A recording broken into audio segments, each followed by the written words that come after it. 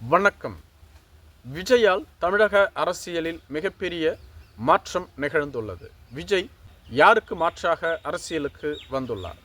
தமிழக வெற்றிக் கழகம் முதல் தேர்தலை சந்தித்துள்ளது. இந்த தேர்தலில் எஸ்ஐஆருக்கு பின்பு நடைபெற்ற முதல் தேர்தல் என்பதனால் இந்த தேர்தலில் 85.15% வாக்கு வங்கி பதிவாகி இருக்கிறது. இந்த மாற்றம் நிகழ்ந்ததற்கு காரணம் விஜயால் என தாவேகாவினர் கூறி வந்தாலும் கூட திமுக மற்றும் இதர கட்சிகள் மிகப்பெரிய மாற்றம் நிகழ்ந்துவிடவில்லை. காரணம், தமிழகத்தில் கடந்த தேர்தலில் இருந்த வாக்காளர்களில் 96 லட்சம் வாக்காளர்களை எஸ்ஐஆர் பணியின் மூலமாக தேர்தல் ஆணையம் நீக்கிவிட்டது.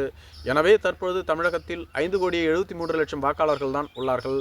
கடந்த தேர்தலில் 72% வாக்கு வங்கி பதிவாகி இருக்கிறது என்றால், இந்த தேர்தலில் 85% வாக்கு வங்கி என்றால், நீக்கப்பட்ட வாக்காளர்களை கருத்தில் கொண்டு பார்க்கும் பொழுது இது மிகப்பெரிய எழுச்சி ஒன்றும் நடைபெற்று விடவில்லை. எப்படி பார்த்தாலும் ஒரு 30 லட்சம் வாக்குகள் அதிகமாக கிடைத்துள்ளது. அது புதிய வாக்காளர்களால் கிடைத்துள்ளதை தவிர மற்றபடி விஜயால் இல்லை என பலர் கூறி வந்தாலும் கூட விஜயாலும் இந்த மாற்றம் நிகழ்ந்துள்ளது என பலர் கூறுவதை மறுக்கவும் இயலவில்லை. மேலும் தாவேகாவிற்கு மிகப்பெரிய வாக்கு வங்கி கிடைத்துள்ளது. தாவேகா அதிமுகவிற்கு மாற்று சக்தியாக இந்த தேர்தலில் உருவெடுக்கும் என்று பலர் கூறி வந்தாலும் கூட அப்படி நிகழுமா என்பது கேள்விக்குறியாக இருந்து வருகிறது. குறிப்பாக தாவேகாவிற்கு நகர்ப்புறங்களில் நல்ல செல்வாக்கு உள்ளது. குறிப்பாக சென்னை, கோவை, திருச்சி போன்ற பகுதிகளில் தாவேகா அதிகமான வாக்கு வங்கியை பிரிக்கிறது என்று சொல்லப்பட்டு வருகிறது. அதே சமயத்தில் கிராமப்புறங்களில் அந்த அளவிற்கு தாவேகாவிற்கு வாக்கு வங்கி இருக்கிறதா என்றால் $1,000,000 கேள்விக்குறியாக இருந்து வருகிறது. இன்றளவும் கூட கிராமங்களில் தாவேகாவிற்கு ஒரு வலிமையான கட்டமைப்பு இல்லை என்று சொல்லப்பட்டாலும் கூட நடந்து முடிந்த தேர்தலை நாம் கவனிக்கும் பொழுது தாவேகாவிற்கு அடிப்படை கட்டமைப்பு இல்லை என்று கூறியவர்களுக்கு அதில் பதில் கூறும் என டிவிகேவினர் கூறி வருகிறார்கள். காரணம், பூத் ஏஜெண்டுகளாக தாவேகாவினர் அனைவருமே இருந்தவர்கள் இளைஞர்கள். அதிலும் குறிப்பாக 50%க்கும் அதிகமாக இருந்தது பெண்கள்.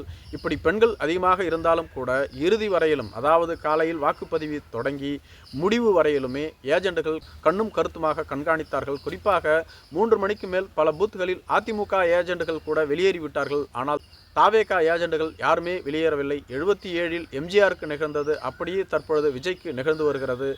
விஜயால் வெற்றி பெற்று ஆட்சி அமைக்க முடியுமா என்பது நமக்கு தெரியாது. அதே சமயத்தில் விஜயால் மிகப்பெரிய மாற்றம் நிகழ்ந்துள்ளதா என்றால் கண்டிப்பாக நிகழ்ந்துள்ளது.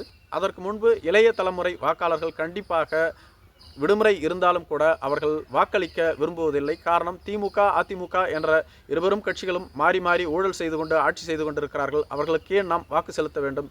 மேலும் இந்த லீவை சுற்றுலா தலங்களுக்கு சென்று கொண்டாடலாம் என்று நினைத்து வந்தார்கள். ஆனால் தற்பொழுது விஜயின் வருகையால் அவர்கள் அனைவருமே தங்களது சொந்த செலவில் வந்து வாக்களித்துவிட்டு சென்றிருக்கிறார்கள் என்றுதான் கூற வேண்டும். இப்படி தமிழகத்தில் பல்வேறு மாற்றங்கள் நிகழ்ந்திருந்தாலும் கூட அரசியலில் மாற்றம் நிகழுமா என்பதுதான் கேள்விக்குறியாக இருந்து வருகிறது. சென்னையில் விஜய் எவ்வளவு வாக்கு வங்கியை பிரித்தாலும் அது அதிமுகவிற்கு மிகப்பெரிய பாதிப்பை ஏற்படுத்தாது. ஏனெனில் கடந்த 2021ஆம் ஆண்டு நடைபெற்ற சட்டமன்ற தேர்தலின் பொழுது சென்னையில் உள்ள 16 தொகுதிகளிலும் திமுக தான் வெற்றி பெற்றிருந்தது. அதிமுக வெற்றி பெறவில்லை. அப்படி இருந்தும் கூட அதிமுக எதிர்க்கட்சி வரிசைக்கு சென்றது. தற்பொழுது நகர்ப்புறங்களில் தாவேகா வாக்குகளை பிரிக்கிறது என்றால் அது கண்டிப்பாக அதிமுகவின் வாக்கு இல்லை.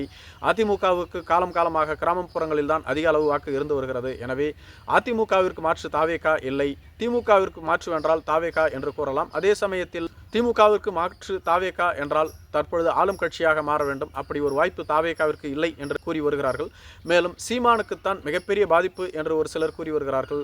கடந்த 18வது மக்களவைத் தேர்தலில் சீமான் 8.5% வாக்குகளை பெற்றிருந்தார். இந்த தேர்தலில் எப்படி பார்த்தாலும் சீமான் 4லிருந்து 6% வாக்குகளைத்தான் பிரிப்பார்.